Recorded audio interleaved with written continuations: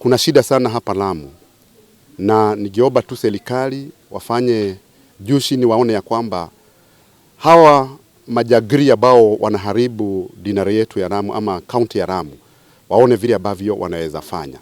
Watu wanahusuni, watu hawaendi kufanya kazi vizuri kwa sababu ya yale mambo ambayo inafanyika katika Lamu county.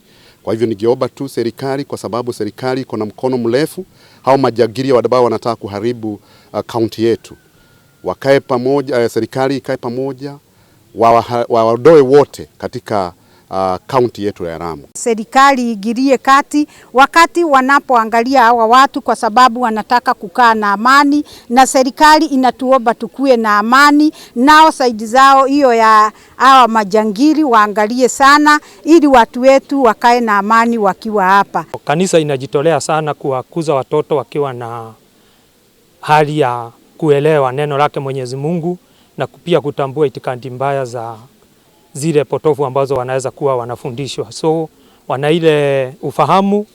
Kwa hivyo mtu anapokuja kuwafundisha katika itikadi mbaya, watoto wetu tunajaribu sana kuwafundisha, kuhakikisha kuwa wataweza kufafanua imani mbaya na imani ambao si mzuri. Wacha niseme tu, hiyo ikiisha nafikiri kaunti yetu ya Lamu itaendelea na itakuwa bora na itakuwa nzuri. Ningeomba hata mimi serikali waigilie hapo, ili tuungane zote pamoja, ili hawa watoto ambao wanakuwa hapa Lamu wasiwe kama sisi ambao tulikuja hapa tukiwa watoto, tuliteseka sana.